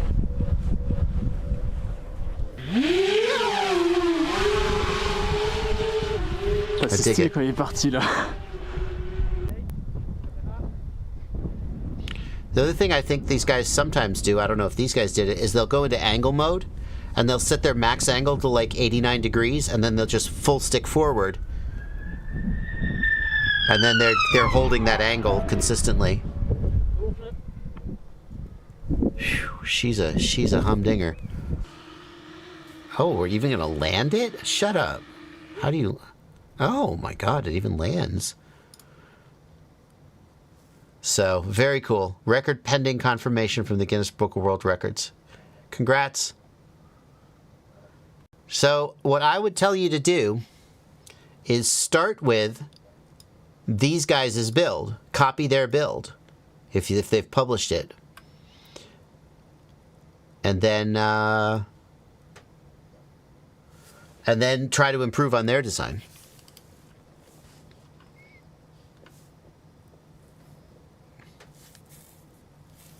Very cool. I didn't really... Sorry about the kilometers and miles snafu earlier. That's my bad. I probably look pretty dumb. They're like, 600 kilometers and twice the record. What are you talking about? Is that a typo? No, I'm just dumb. Why is it that when I create a new model in my Boxer, it only has 4 channels active? Because that's how EdgeTX works, buddy. You have to define the aux channels and the switches. If you don't like that, you can just create an existing model with all the switches assigned, and then just clone that model instead of making a new model. But that's how it works. Any word yet on review units for the $99 RunCam OpenIPC VRX? RunCam has emailed me and asked if I wanted to see it, and I said yes. That's all I know at this point. With the Goggles N3 being the same price as a Walksnail VRX, are the Goggles N3 the better choice? Richie's FPV. I would, if I had to pick one system to use for the next 2 years, let's not say the rest of my life, because let's be realistic here. If I had to pick one system to use for the next 2 years for my own personal use, it would probably be the DJI 04. So based on that, I would take the Goggles N3 over the Walksnail system. Adam Rogers, I like your question. I'm going to skip right to it real quick. Adam Rogers asks, oh my god, where's Adam Rogers' question? What's up with the 04 Pro stock situation? At least in Canada, it's sold out everywhere, including DJI, within seemingly months of restock delays. It's the same globally. Yes, it's global. It's a DJI supply issue. I can't tell you how I know or who told me this. My understanding is that a small allocation is coming soon, and then a much bigger production run is coming in a little while. I won't be more specific than that. That there was going to be a little bit of a blurb. So currently it's out of stock everywhere. Soon it'll be in stock, but will sell out immediately.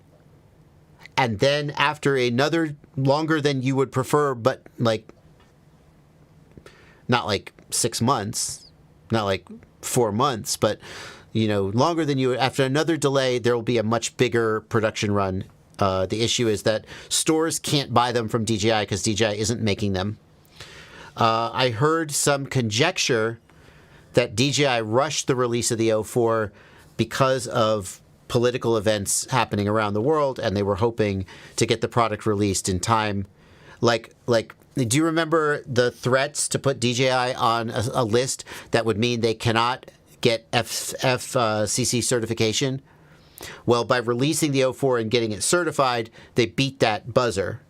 But that didn't end up happening. But there was some conjecture that DJI rushed the release of the 04 to try and get in under some of those deadlines. And then after releasing a small number of products, suddenly nobody can get them. And it's not just you. It's manufacturers, vendors can't get them. Stores can't get them either. They're coming, but they're not coming as fast as you would like.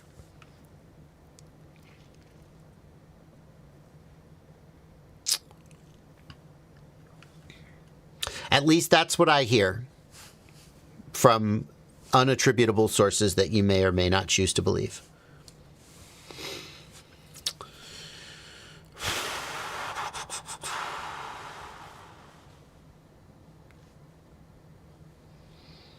Got a super chat here from Bentley Inc. Bentley is looking for a tiny whoop. Thinking about the Pavo Femto or the Meteor 75. Don't know if there's any better ones out there. Bentley...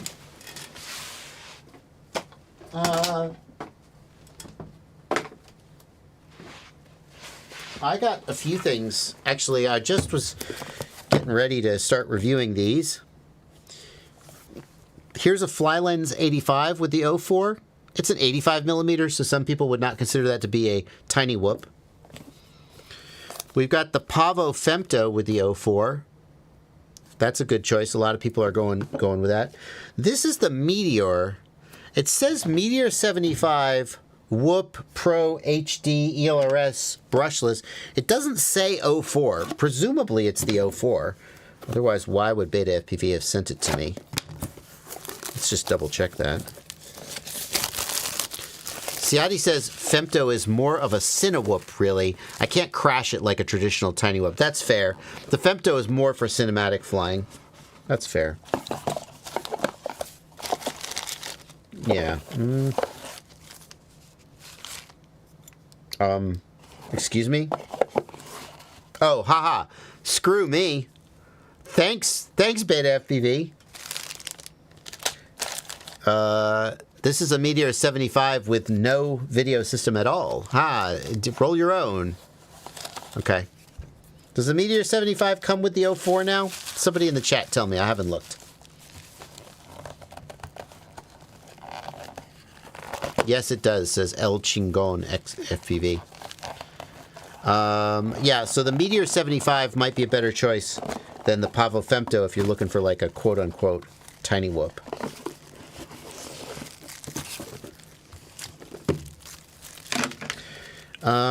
This little guy is the Flyby 04. This is a little, is it 1.6 or 2 inch?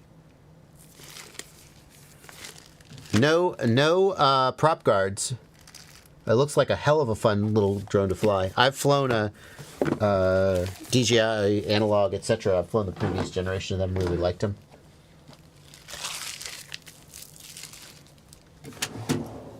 Don't buy the Jumper Bumblebee radio. Don't buy it.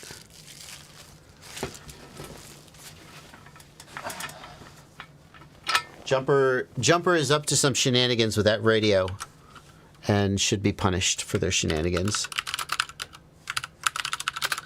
Has that clip published plenty?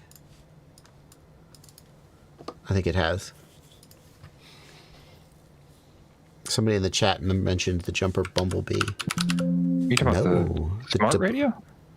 Wait, is the Jumper Bumblebee? Wait, which is the Jumper radio with the shenanigans? I guess it's smart radio. Oh, I'm sorry. I take it back. Oh, yeah, Jumper Smart Radio. Oh, I'm so sorry. The Bumblebee is okay. It's the Smart Radio. So this is a clip as to why you shouldn't... I'm sorry. Wow, I suck. The Jumper Bumblebee is okay. The Smart Radio is the one that should be punished at all costs and avoided. The Bumblebee isn't bad. I still would buy the Radio Master Pocket over the Bumblebee. Thanks, Plenty. Why didn't you tell me that before I said the dumb thing?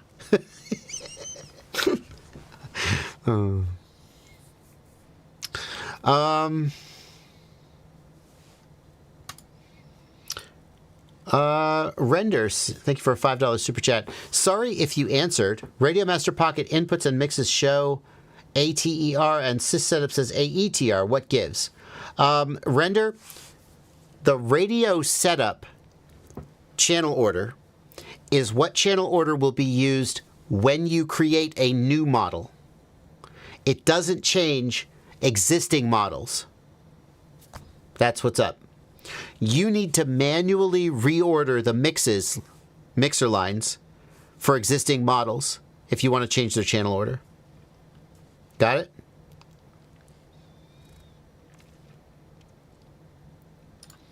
Sean Emac. Thank you for $5 Canadian. I'm going to have to put a 25% tariff on those, though. So you're going to need to send me $5.25. Beta FPV Matrix 3-in-1 Motor 2 ESC is wonky. Runs perfect with a bump start, but will not start on its own. Reflash the ESC. Is it got BlueJay?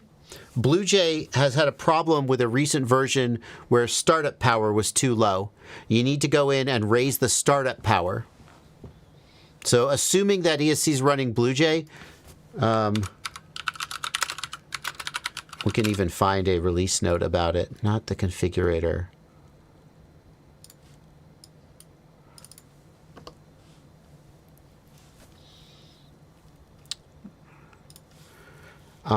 Yeah, see, so here for firmware 0.21.0, startup power has been lowered to safe values. Especially on very small drones, the startup power is too low. So what you want to do is read the setup guide, startup power and motor idle setup. Okay? You want to follow this setup guide. I'm going to put it in the chat and adjust your startup power so the motor will spin. That's most likely what's happening.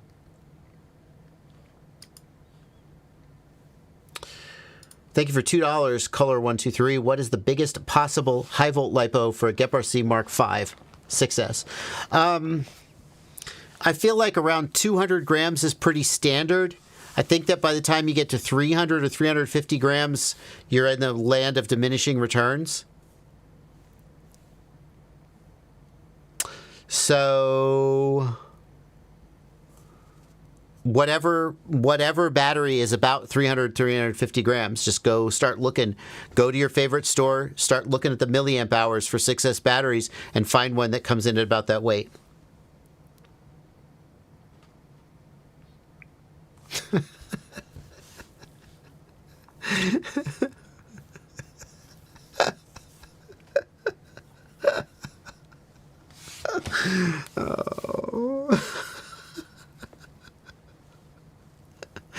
Oh man. Sorry. I'm gonna make that a prohibited word in my chat. There's no reason to ever have that word show up in my chat. Richie's FPV, thank you for $7, 7 Canadian dollars. Whoa. If I want to get into high definition digital, should I get DJI N3 goggles? Oh, we already did that question. Yeah. Oh, between the N3 goggles and the Walksnail VRX on the HD0 goggles, 100%. Get the N3. G'day from your Aussie mate. Giving me 20 Australian dollars. Tuning, and I got the drone flying perfectly, but it just feels lazy with zero throttle falling. Takes about 9 or 10 seconds to fall. I can't get the Australian vowels right in my head. 100 meters.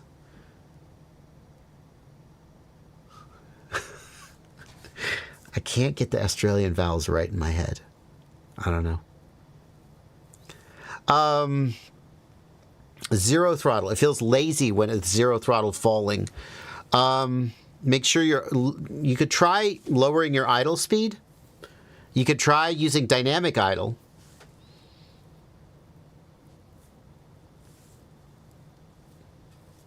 Those are two things you could try. But if you stall a motor, you're gonna fall out of the sky, so be careful. I would try dynamic idle.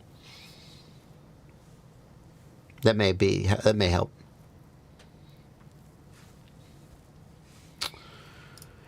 H23, thank you for $5. If you program a compass correctly on Betaflight, would it make GPS rescue better, or could it potentially do more harm? I believe that Betaflight will use the compass, and the place where compasses help is when you're like in a crosswind. Oh, why am I on the screen? Why did no one tell me I was on the screen? Sorry. The place where the compass helps is when you're in a crosswind. So if you don't have a compass, how does Betaflight know which direction the quadcopter is facing?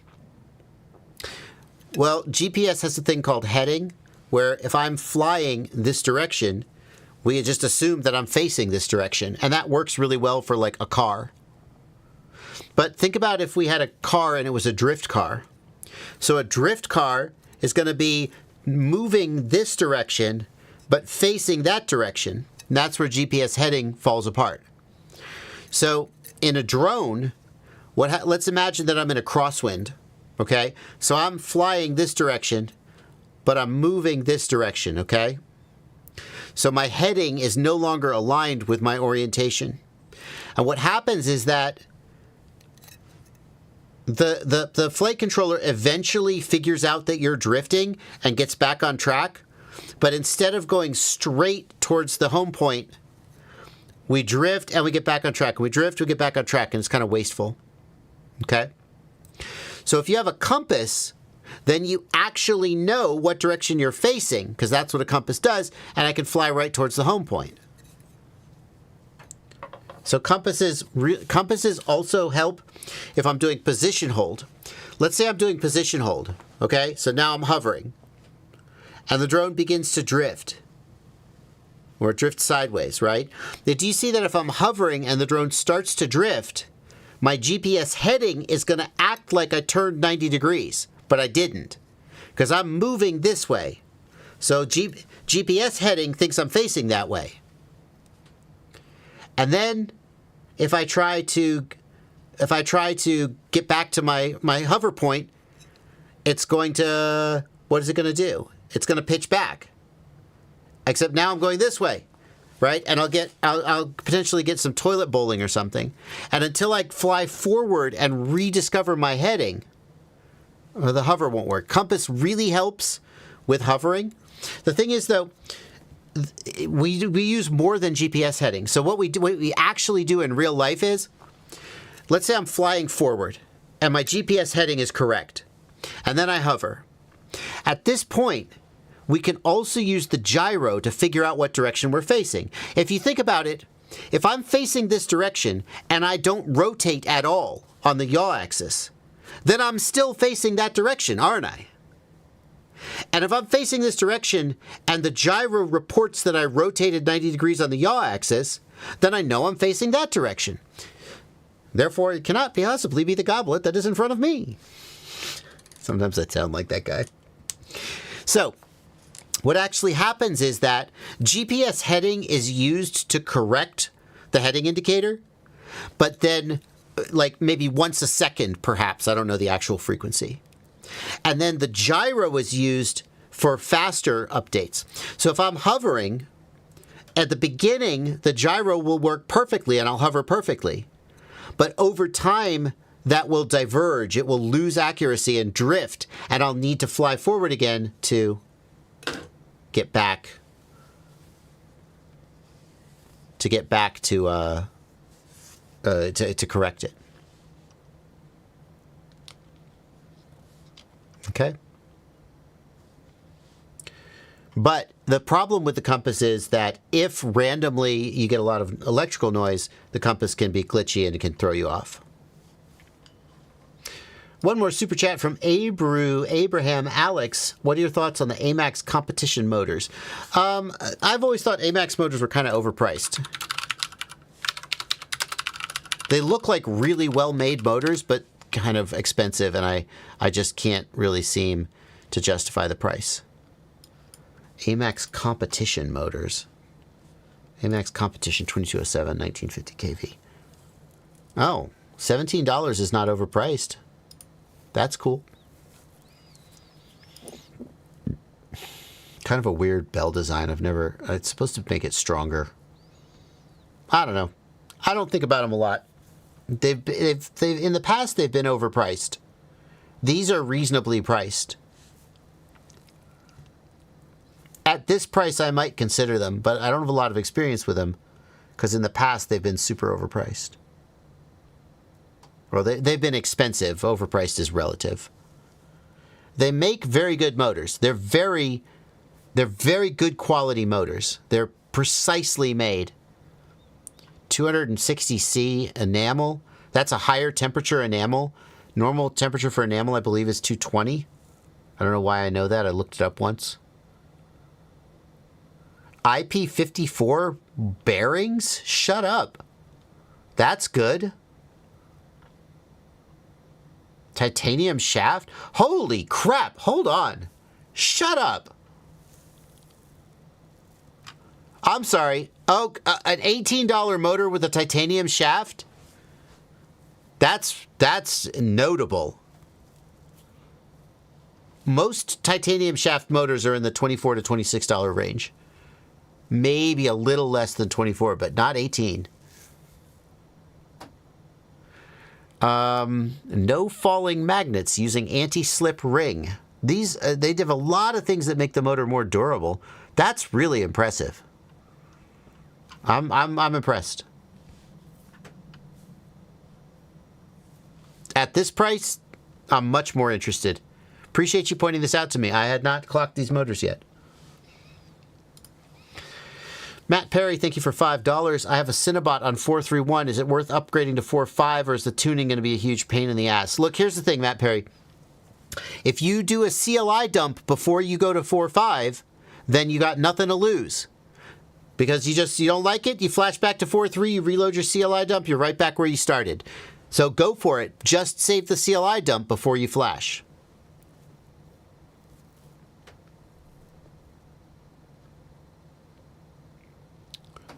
Are the 1S folded cell batteries really that much better? Yes. That's the short answer. Yes, they're that much better. By absolutely. Okay, the bots are back. I'm going to run another ad just to see if they go away. I just am kids for science, guys. Bear with me. Okay, ad inserted. Let's see if it drops.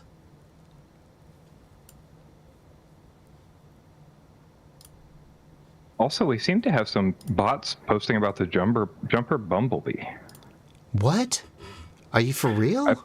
I put a link in Discord to the chats. It's like very clearly bot behavior. But they were tracking that we were talking about the jumper Bumblebee.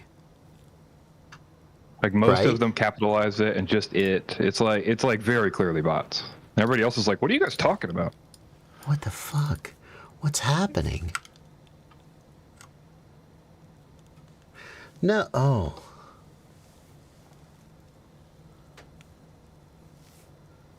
What? What's happening? What's happening? I have no idea, but like if I put 98%, that's a set of bots. You know what I mean? What's happening? Igor here is a real person. He I've seen his messages before. Igor Sablazubov. And it's a bunch of people that got told to come in here and say that because they're all capitalizing Bumblebee. They're all like saying amazing things about it. I don't know. It's very weird. Hang on a second.